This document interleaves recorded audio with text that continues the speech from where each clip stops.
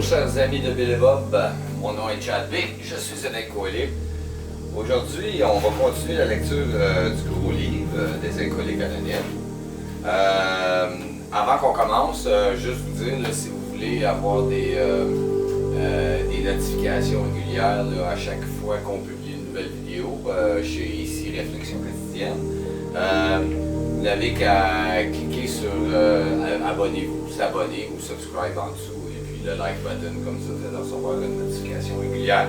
Donc pour ça, on va poursuivre. Donc, l'opinion d'un médecin. Nous, des alcooliques anonymes, croyons que l'opinion d'un médecin sur le programme de rétablissement décrit dans ce livre pourrait intéresser nos lecteurs.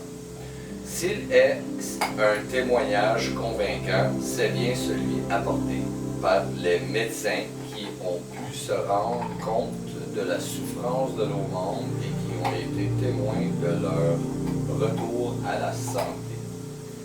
Voici la lettre écrite par un médecin célèbre, directeur médical d'un hôpital réputé du pays, spécialiste dans le traitement de l'accoutumance à l'alcool et à la drogue. Acquis de droit. Je suis spécialiste dans le traitement de l'alcoolisme depuis plusieurs années. À la fin de 1934, j'ai traité un patient qui, bien qu'il eût été un homme d'affaires compétent et capable de gagner beaucoup d'argent, était alcoolique à un degré que j'en avais vu à juger désespéré. Au cours de son troisième traitement, cet homme a acquis certaines idées au sujet des moyens possibles de se rétablir. Dans le cadre de son rétablissement, il a commencé à exposer ses idées à d'autres alcooliques, insistant auprès d'eux pour qu'ils agissent de même envers d'autres. De là a pris naissance une association formée de ces hommes et de ces femmes et de leurs femmes qui s'est développée rapidement. Cet homme a plus d'une centaine d'autres semblent s'être rétablis. Personnellement, je connais de nombreux cas où d'autres méthodes avaient été totalement infructueuses. Ces faits semblent avoir une extrême importance sur le plan médical à cause des extraordinaires possibilités de croissance rapide inhérentes à ce groupe. Il se pourrait que nous soyons à l'aube d'une ère nouvelle dans les annales de l'alcoolisme. Il est fort possible que ces gens puissent apporter un remède à des milliers d'autres dans la même condition. Vous pouvez absolument vous fier à tout ce que ces gens racontent au sujet d'eux-mêmes. Très sincèrement, votre William D. Silkworth, MD. Le médecin qui a notre demande nous a remis cette lettre, a eu la bonté de préciser davantage son point de vue dans un autre texte qui est reproduit plus loin. Il y confirme ce que nous, qui avons enduré la torture de l'alcoolisme, devons croire, que l'alcoolique a un physique aussi anormal que son esprit. Il ne suffirait pas de nous entendre dire que nous ne pouvions pas maîtriser notre consommation d'alcool simplement parce que nous étions mal adaptés à la vie, que nous étions coupés de la réalité ou que nous étions des malades mentaux. Non. Ces choses se vérifiaient jusqu'à un certain point. En fait, totalement pour certains d'entre nous.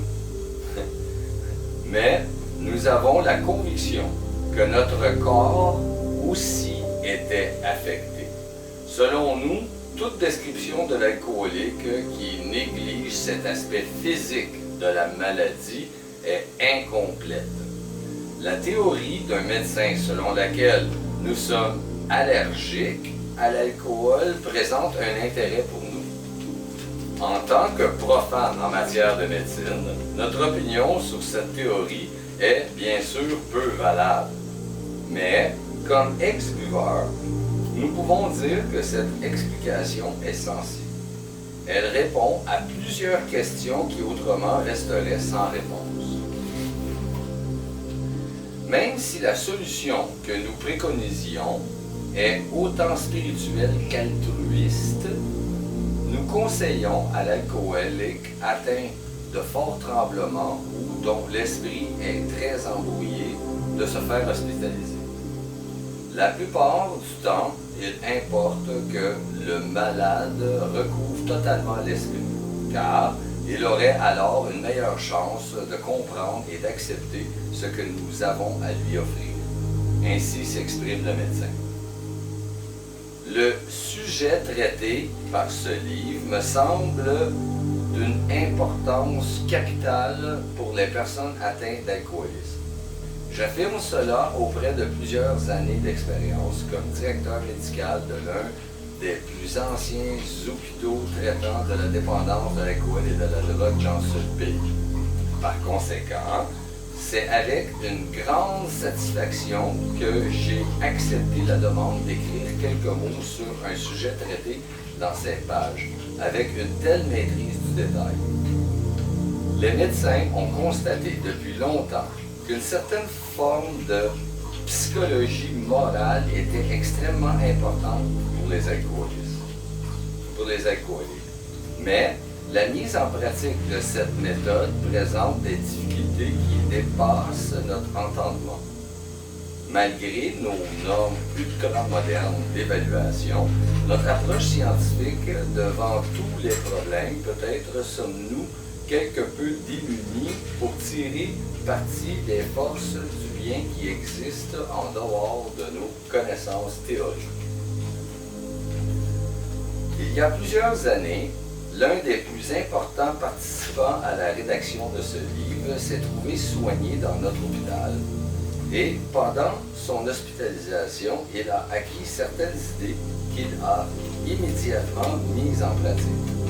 Plus tard, elle a sollicité la permission de raconter son histoire à d'autres patients hospitalisés ici et malgré notre inquiétude, nous avons accepté.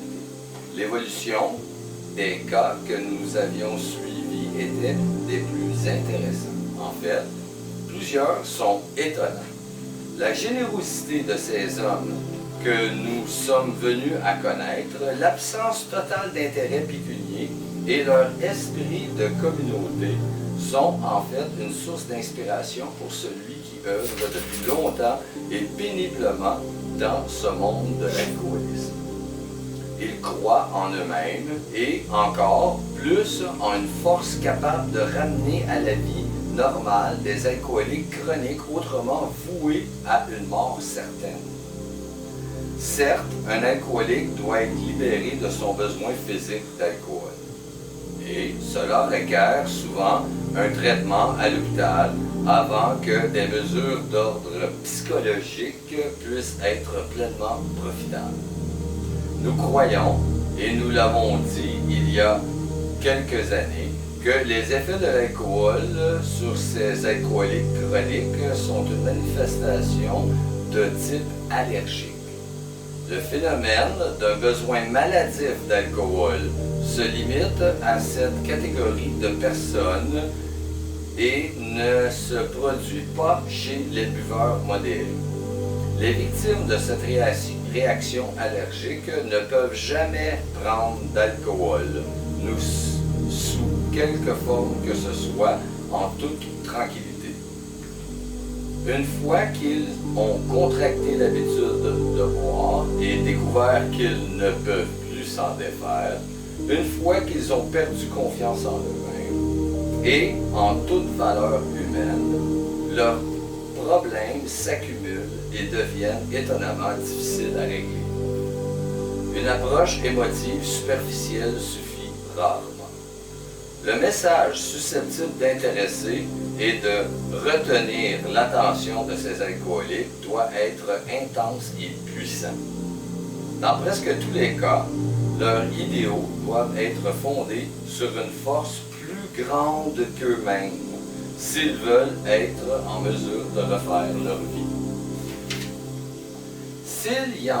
Il y en a pour qui nous donnons l'impression de verser dans le sentimentalisme en qualité de psychiatre à la direction de l'hôpital, nous invitons ces gens à venir sur la ligne de front avec nous, assister aux tragédies, voir les conjoints désespérés, les jeunes enfants, qu'ils constatent et qu'ils consacrent une partie de leurs activités quotidiennes et même de leurs heures de sommeil à résoudre ces problèmes. Alors, les plus cyniques comprendront pourquoi nous avons accepté et encouragé ce mouvement. Après de nombreuses années d'expérience, il semble que nous n'avions rien trouvé qui contribue davantage à la réhabilitation de ces hommes que l'action désintéressée qui prend maintenant de plus en plus d'ampleur dans leur milieu. Hommes et femmes boivent essentiellement parce qu'ils aiment l'effet produit par l'alcool. L'impression d'évasion qu'il procure est telle que, même si les buveurs admettent son effet nuisible sur la santé, ils ne peuvent plus, après un certain temps, différencier ce qui est bon de ce qui ne l'est pas. Pour les alcooliques, la vie qu'ils mènent est la seule qu'ils soient normale. Ils sont impatients, irritables et mécontents, aussi longtemps qu'ils ne ressentent pas de nouveau cette sensation d'aise et de confort que leur procure quelques verres. Ces verres que d'autres prennent impunément sous leurs yeux.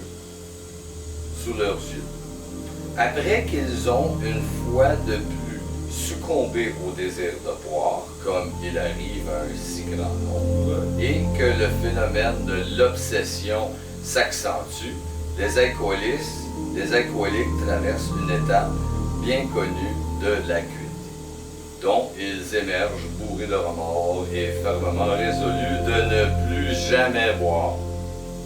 Ce scénario se répète encore et encore, et à moins que cette personne puisse vivre l'expérience d'un changement psychique total, il y a peu d'espoir qu'elle se rétablisse.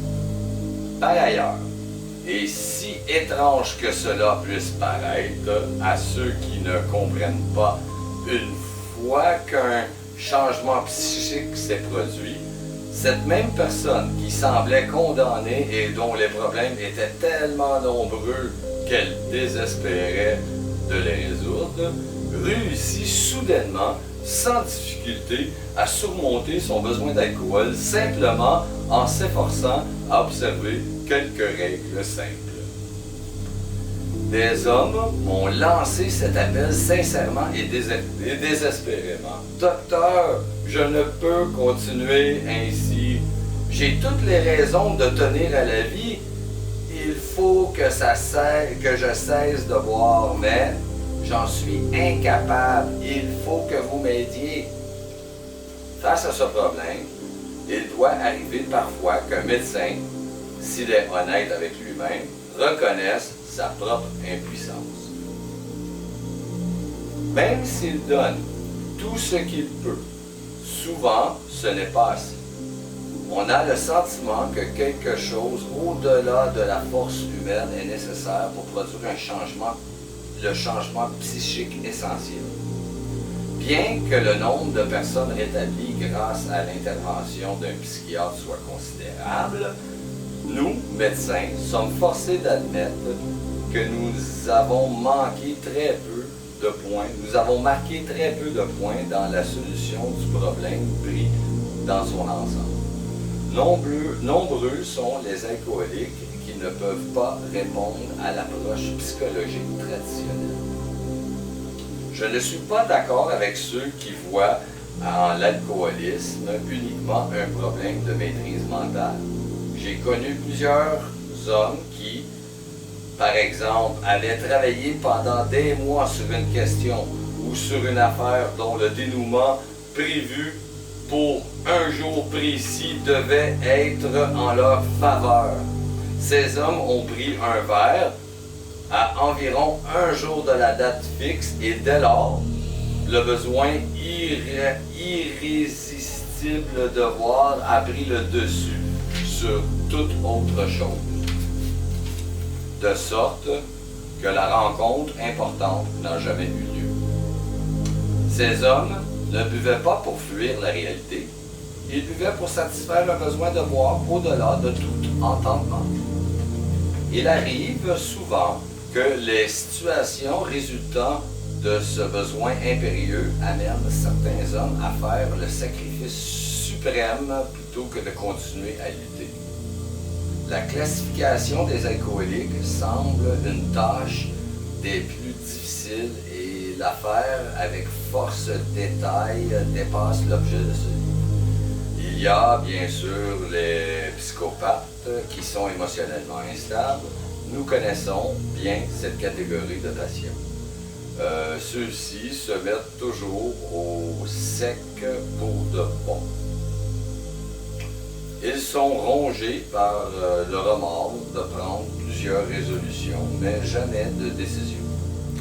Il y a de ces hommes qui refusent d'admettre son incapacité à prendre de l'alcool. Ils pensent à différentes façons de boire. Ils varient leur consommation ou changent d'environnement. Il y a le type d'alcoolique qui demeure convaincu qu'après une longue période d'abstinence, il serait capable de prendre un verre sans risque. On rencontre généralement le type on rencontre également le type maniaco-dépressif qui est peut-être le moins compris parmi ses amis et sur qui on pourrait écrire tout un chapitre. Puis, il existe des personnes qui se comportent normalement sur tous les plans, sauf en ce qui concerne l'alcool. Ils sont souvent talentueux, intelligents et aimables. Toutes ces personnes, ainsi que beaucoup d'autres, ont un symptôme en commun. Elles sont incapables de boire sans contacter le goût immodéré pour l'alcool. Ce phénomène, comme nous l'avons suggéré, pourrait être la manifestation d'une allergie qui différencie ces gens et les place dans un groupe à part. Cette réaction face à l'alcool n'a jamais été enraynée de façon permanente par aucun traitement connu, quel que soit. Le seul remède que nous pouvons conseiller est l'abstinence totale. Cela nous précipite au milieu d'un chaud débat. De nombreuses opinions ont été émises, les unes en faveur de l'abstinence, les autres contre, mais dans le milieu médical, l'opinion générale est que la plupart des alcooliques chroniques sont condamnés. Quelle est la solution? Je ne saurais sans doute mieux répondre qu'en décrivant l'une de mes expériences. Environ une année auparavant, un homme a été admis à l'hôpital pour alcoolisme chronique. Il s'était partiellement rétabli d'une hémorragie gastrique et semblait présenter des symptômes de détérioration mentale pathologique. Il avait perdu tout ce qui compte dans la vie. Seul le goût de l'alcool semblait le maintenir en vie. Il admettait ouvertement qu'il n'y avait plus d'espoir pour lui. Mais après la période de désintoxication, on n'a pas trouvé de dommages permanents causés à son cerveau. Il a accepté de suivre le programme exposé dans ce livre. Une année plus tard, il a demandé de me voir et j'ai alors ressenti une sensation très étrange. Je connaissais cet homme de nom, je reconnaissais quelque peu ses traits, mais là s'arrêtait toute ressemblance. L'individu tremblant, désespéré et au bout de nerfs avait pris place à un homme débordant d'aise et d'assurance. Je me suis entretenu avec lui pendant un moment, mais je ne pouvais toujours pas me convaincre que j'avais déjà connu cet homme.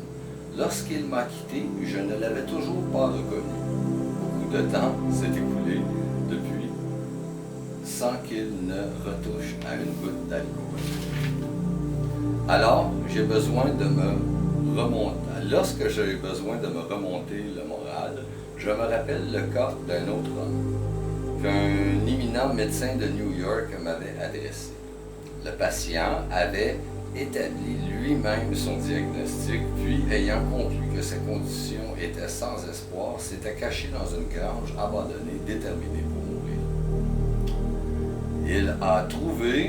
Il a été trouvé par une équipe de recherche et conduit chez moi dans une condition désespérée. À la suite de sa réhabilitation physique, il m'a dit franchement qu'il considérait son traitement comme peine perdue, à moins que je ne puisse lui assurer, ce que jamais personne n'a fait, que dans l'avenir, il démontrerait assez de volonté pour résister à l'envie de boire. Sa condition d'alcoolique était tellement compliquée et son état dépressif tellement avancé que nous avons cru que son seul espoir résidait dans ce que nous appelions alors la psychologie morale. Même cela, croyons-nous, n'aurait peut-être aucun effet. Cependant, il en est venu effectivement à adopter les idées contenues dans ce livre. Il n'a pas pris un verre depuis très longtemps. Je le vois de temps en autre et son comportement est comparable à celui que l'on souhaite trouver chez tout homme.